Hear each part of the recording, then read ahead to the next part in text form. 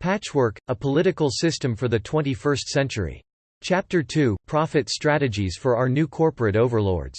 Mencius Moldbug, November 20, 2008. I fear Chapter 1, after promising an absence of Grim, dumped a can of it down your shirt. I apologize for this, dear readers, and also for the awful, incendiary closing cliffhanger. But fear not. We will answer the question. Has never been an easy ride, but I really don't mean to abuse the customer in this way. If nothing else, it repels the good and attracts the bad. But unfortunately for those who are bored with these warm, gaseous exhalations, I've come to the conclusion that it is simply not possible to get into the meat of a post without a fresh introduction to the anti-democratic, and frankly authoritarian, philosophy of government for which we are so notorious. You do know that just reading this blog makes you a bad person, don't you? Unless you are a hardened longtime reader, is just off your political map, and anyone can click on a blog for the first time. Besides, one can never be too deprogrammed. Most people, when they take a whack at designing a government, an engineering task at which all God's chillins just naturally excel, tend to ask themselves, what should the government do? Of course this is the wrong question. The right question is, what will the government do? A great example of asking the right question, but still getting the wrong answer, is Federalist No. 10 by James Madison. It is almost funny to read Madison's bogus remedies for the well-known ills of democracy, such as national size being an infallible nostrum against political parties, not unlike perusing some medieval pharmacopoeia which prescribes dried wolf dick for breast cancer. For example, most democratic citizens are firm believers in the concept of limited government. In the all-curing magic black bag of democracy, limited government is the first-line ointment. Apparently a government can prevent itself and its successors indefinite from doing bad things, just by writing a note to itself that says, "Don't do bad things." Swallowing the red pill, departing the matrix and donning our alien-detecting Ray-Bans, we realize at once that no government can limit itself. Limited government is a perpetual motion machine, a product axiomatically fraudulent by definition. In any human organization, final authority rests with some person or persons, not with any rule, process or procedure. This is not to say that there is no distinction between Washington and Pyongyang. What we call the rule of law is a good thing. But if you have an efficient engine, there is no point in marketing it as an infinitely efficient engine.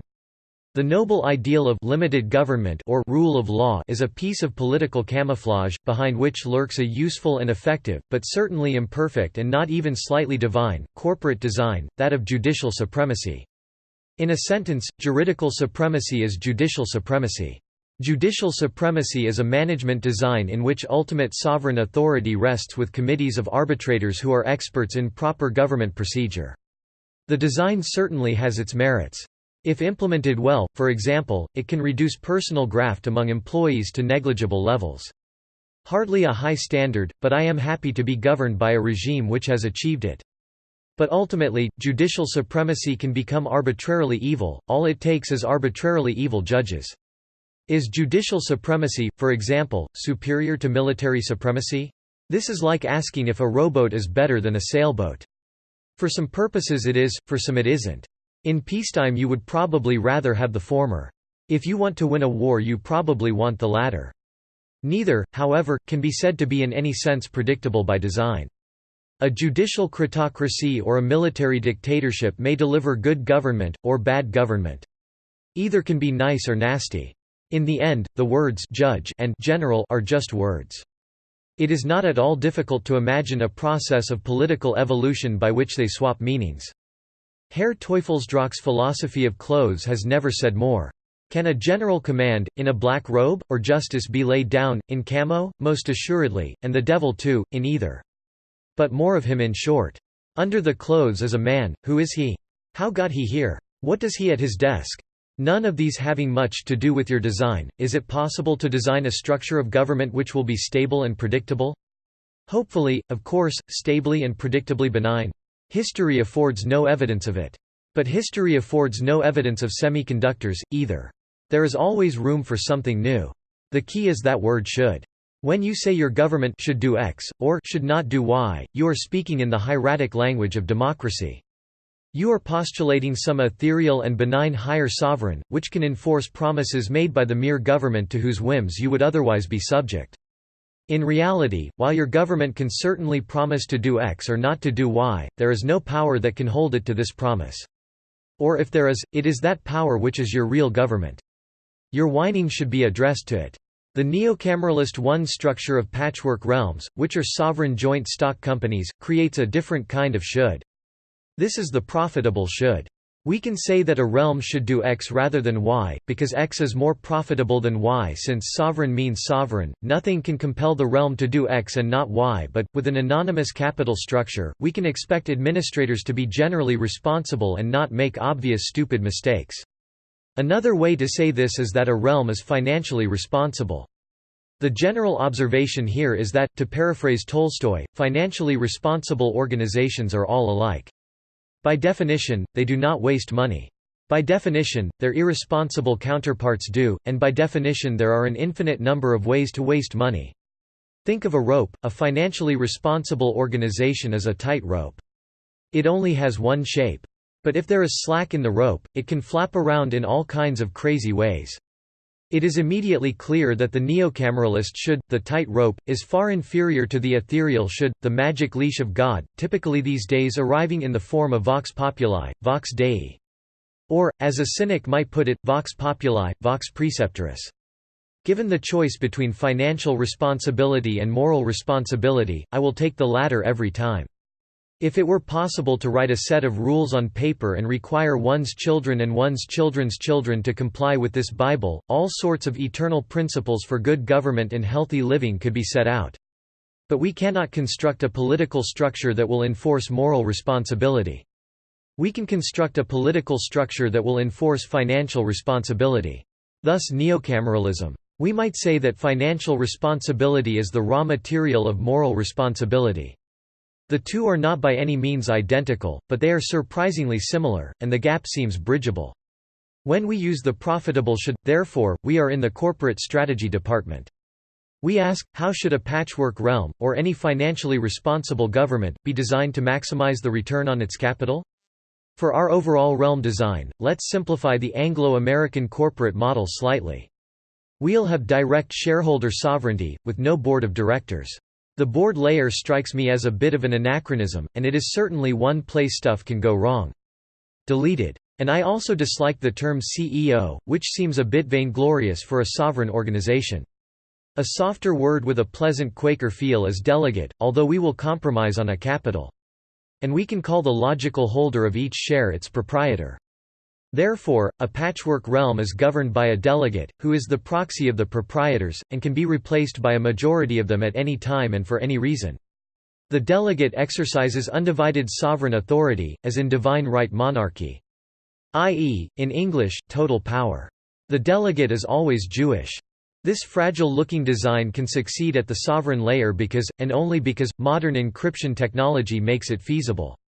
The proprietors use a secret sharing scheme to control a root key that must regularly reauthorize the delegate, and thus in turn the command hierarchy of the security forces, in a pyramid leading down to cryptographic locks on individual weapons. Point 2. If the delegate turns on the proprietors, they may have to wait a day to authorize the replacement, and another day or two before the new delegate can organize the forces needed to have her predecessor captured and shot.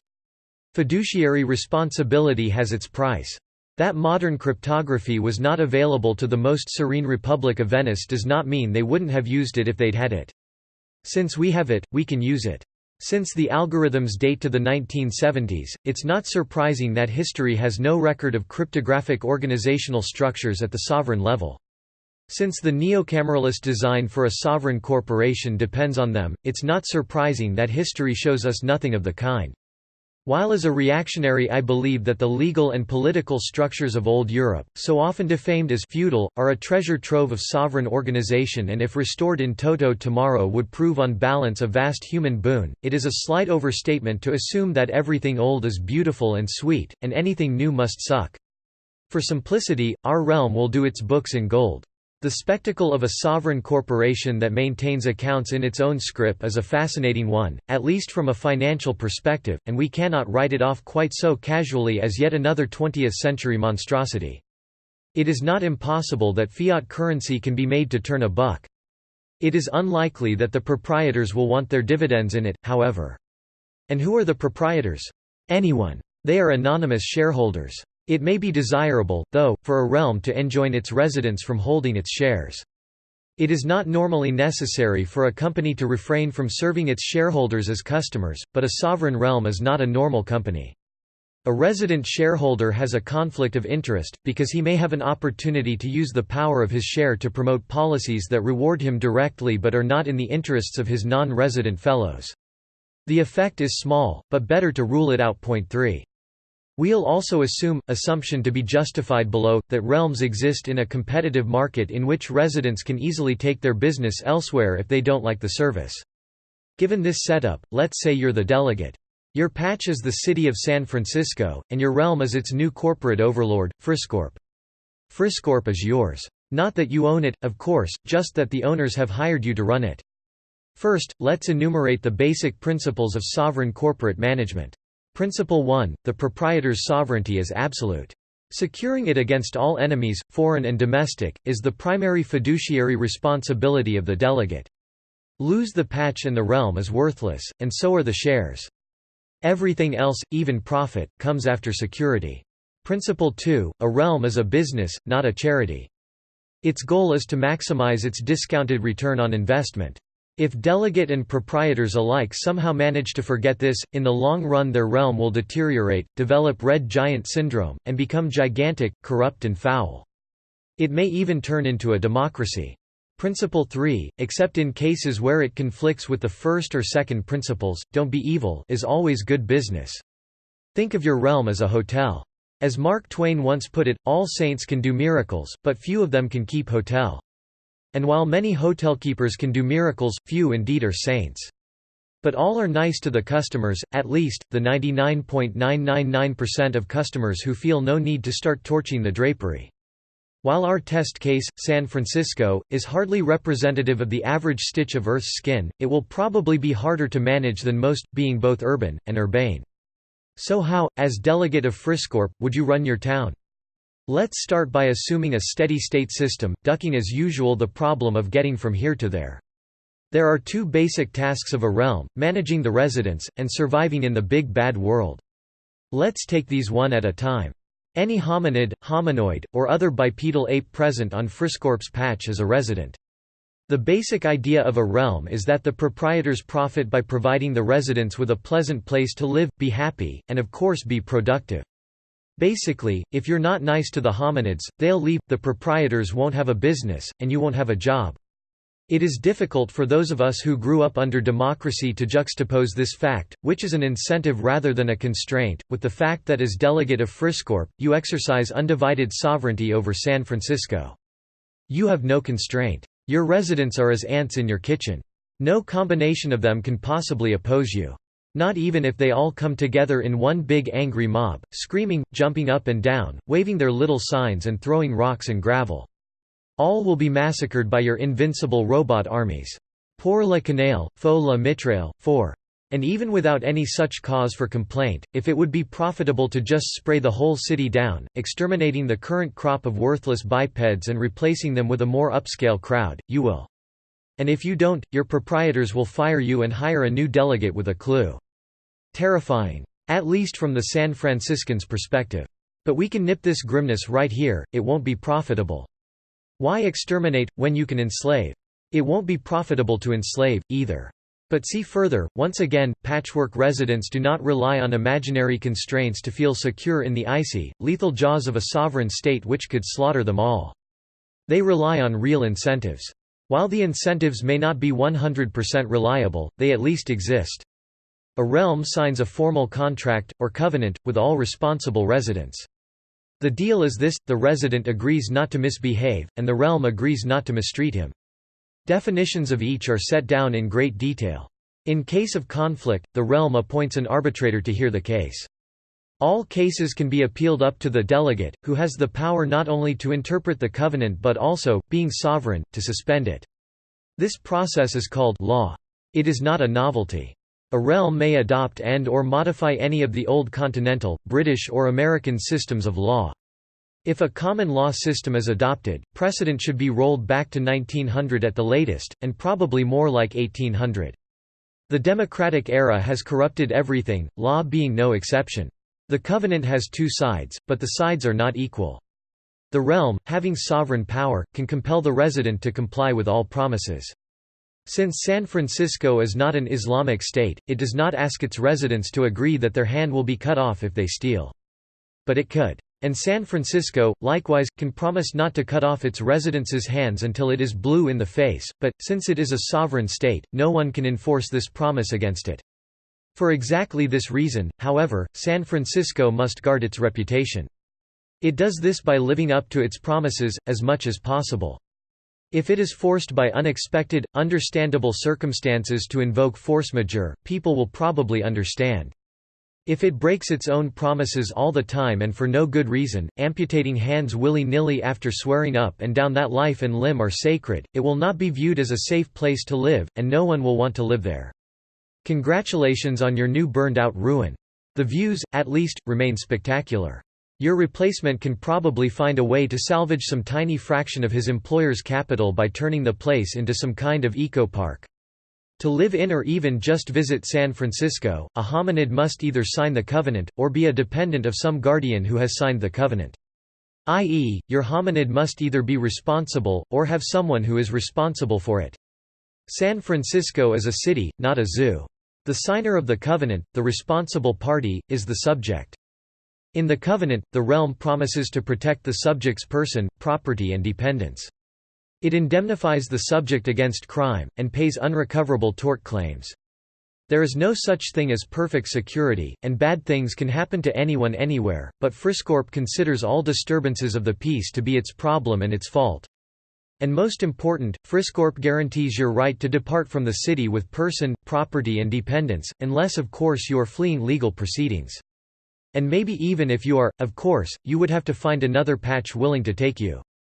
In return, the subject promises not to disturb the peace of San Francisco, or permit his or her dependents to do so. I favor the ancient Roman design, in which the guardian is responsible for the actions of his dependents, and holds the authority of patria potestas over them.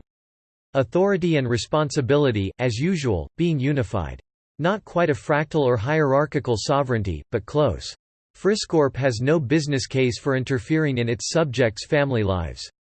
Residents of a patchwork realm have no security or privacy against the realm. There is no possible conflict in the matter, not being malignant, the government is not a threat to its residents, and since it is sovereign they are not a threat to it. This absence of conflict allows the government to enforce a much higher level of peaceful interaction between residents. All residents, even temporary visitors, carry an ID card with RFID response. All are genotyped and iris scanned. Public places and transportation systems track everyone. Security cameras are ubiquitous.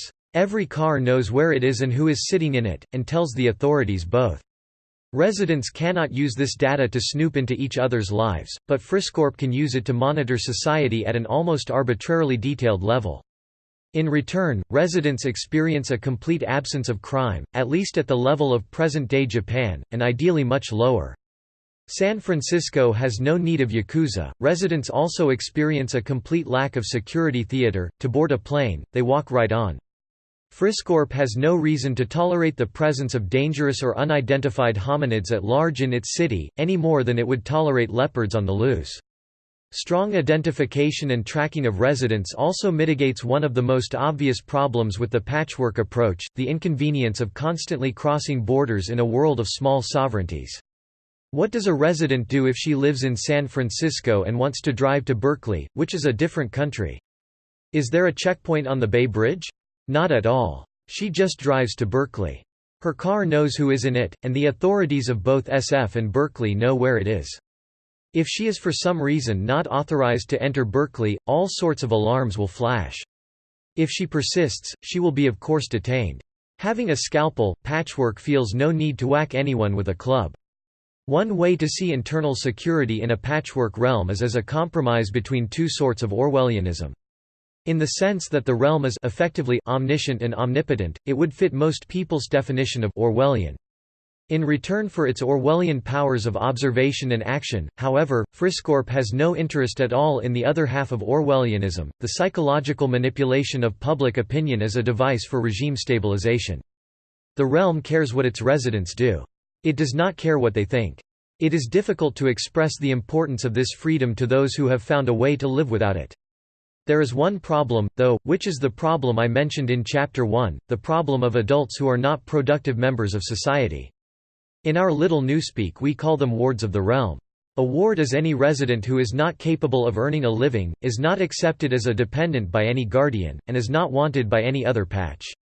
The initial conversion of our present, democratic, and of course completely dysfunctional San Francisco into the realm of Friscorp will produce quite a few wards. At least relative to the number we would expect to emerge in a healthy society. But there will always be black sheep, and there will always be wards. As delegate of San Francisco, what should you do with these people? I think the answer is clear: alternative energy. Since wards are liabilities, there is no business case for retaining them in their present, ambulatory form. Therefore, the most profitable disposition for this dubious form of capital is to convert them into biodiesel, which can help power the muni buses. Okay, just kidding. This is the sort of naive Randian thinking which appeals instantly to a geek like me, but of course has nothing to do with real life. The trouble with the biodiesel solution is that no one would want to live in a city whose public transportation was fueled, even just partly, by the distilled remains of its late underclass. However, it helps us describe the problem we are trying to solve. Our goal, in short, is a humane alternative to genocide. That is, the ideal solution achieves the same result as mass murder, the removal of undesirable elements from society, but without any of the moral stigma. Perfection cannot be achieved on both these counts, but we can get closer than most might think. The best humane alternative to genocide I can think of is not to liquidate the wards, either metaphorically or literally, but to virtualize them. A virtualized human is in permanent solitary confinement, waxed like a bee larva into a cell which is sealed except for emergencies. This would drive him insane, except that the cell contains an immersive virtual reality interface which allows him to experience a rich, fulfilling life in a completely imaginary world. 5. The virtual worlds of today are already exciting enough to distract many away from their real lives. They will only get better. Nor is productive employment precluded in this scenario. For example, wards can perform manual labor through telepresence. As members of society, however, they might as well not exist. And because cells are sealed and need no guards, virtualization should be much cheaper than present-day imprisonment. I like virtualization because it can be made to scale. I don't think there is any scenario under which San Francisco is burdened with more than a few thousand wards. Many other regions of the Earth, however, contain large numbers of human beings whose existence may well prove an unequivocal liability to the owners of any ground on which they would reside. If so, they can be virtualized, creating giant human Wachowski honeycombs of former Bazonians, whose shantytowns can be cleared and redeveloped as villas for retired oil company executives. Of course, virtualization is a drastic alternative and itself unlikely to happen. Charity is just too popular these days. Before anyone becomes a ward of the realm, any person or organization is free to adopt him as a dependent as a matter of mutual agreement. His new guardian is a responsible for his actions, and b free to tell him what to do, the ideal relationship for any attempt at rehabilitation. It's basically what the Salvation Army does now. I believe, if all else fails, there's always the honeycomb. I think this problem gives a flavor of the kind of thinking we would expect in an entrepreneurial sovereign. The result is quite foreign to the democratic philosophy of government, obviously, and it takes some imagination to picture. But I seriously doubt that many who had a chance to live in this future would have much interest in restoring the past. Libertarians in particular may have a great deal of trouble understanding how an authoritarian, omnipotent and omniscient sovereign can be expected to create a free society. The fundamental diagnosis of libertarianism, that today's democratic governments are much larger and much more intrusive than they should be, is obviously correct. The remedy proposed, however, does not have anything like a track record of success. In fact, I believe the libertarian opposition to sovereignty, dating back to Locke, is a major cause of modern big government. Our present establishments, not to mention our tax rates, dwarf any divine right monarchy in history. The attempt to limit the state, if it has any result, tends to result in an additional layer of complexity which weakens it and makes it more inefficient. This inefficiency gives it both the need and the excuse to expand. So we may ask, why does the post office suck? Not because it is sovereign, but because it is not financially responsible. Its freedom to be wasteful and inefficient is what gives it that familiar Aeroflot feel. The bankrupt airlines, such as United, feel more like Aeroflot every year. When we postulate a sovereign authority which is financially responsible, like a patchwork realm, we have no reason to expect it to display these pathologies of government. In particular, we cannot expect it to waste resources in order to pointlessly annoy its residents, a form of inefficiency in which democratic regimes seem to positively revel. The sight of a financially responsible sovereign, even the thought experiment of one, is a good lesson for libertarians, because it reminds us what a healthy government actually is. Today's democratic megastates are to healthy sovereigns as liver cancer is to liver. If you find liver cells invading every other organ and crushing them all into goo, it is only natural to think that the cure might be a drug that was lethal to liver cells. But you actually need a liver. You need to kill the cancer, not the liver.